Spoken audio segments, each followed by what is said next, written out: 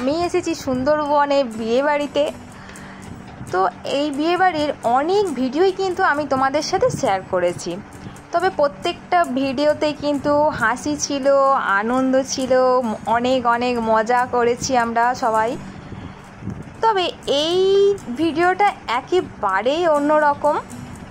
তো এটা কি বলবো, এটা প্রত্যেকটা মেয়ের জীবনেরই বিদায় পর্বটা খুবই দুঃখজনক।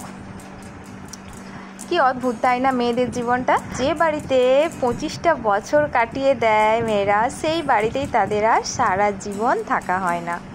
সত্যি বড়ই অদ্ভুত। তবে বিয়েটা খুব আনন্দের হলেও কিন্তু এই বিদায় পর্বটা একদমই আনন্দের নয়। শুধু এই সময় একটা মেয়েই বোঝে যে তার মনের মধ্যে কতটা কষ্ট হয়।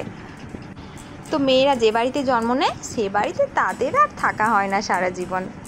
তো সেই মেয়েটাই বোঝে যে বাবা মা ভাই বোন সবাইকে ছেড়ে যেতে তার কতটা কষ্ট। তো বৌদির ভাইজির বিয়েতেই এসেছি, আর ওকে আমি যেদিন থেকে এসেছি সেদিন থেকে প্রায় সময় আমি কিন্তু কাঁদতে দেখেছি ওকে। যখন তখনই ও কিন্তু ভীষণ কান্নাকাটি শুরু করে দিত।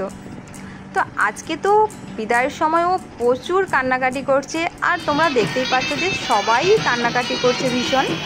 তো এখন কিন্তু ও গাড়িতে উঠে পড়েছে, আর এবার চলে এসেছে এখানে মন্দিরে। তো এখানে কয়েকটা মন্দির রয়েছে, মন্দিরে প্রণাম করে তারপরে কিন্তু চলে যাবে শ্বশুর বাড়ি।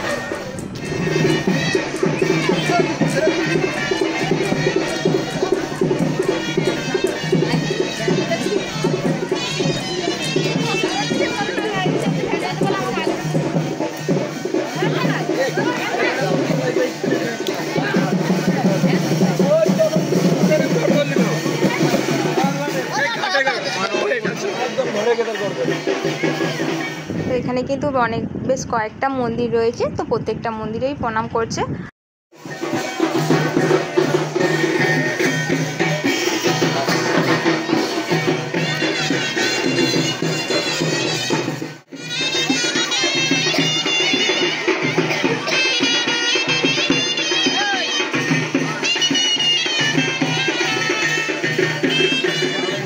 ভালো গরম পড়ছে আজকে।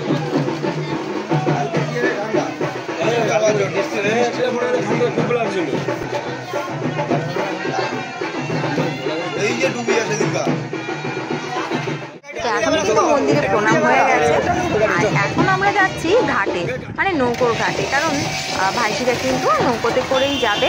তো চলো এরপর যাচ্ছি আমরা নৌকোর ঘাটে, আর যেতে যেতে তোমাদেরকে আমি গ্রামটাও দেখাচ্ছি পরের ব্লগে। তখনকার মতো টাটা।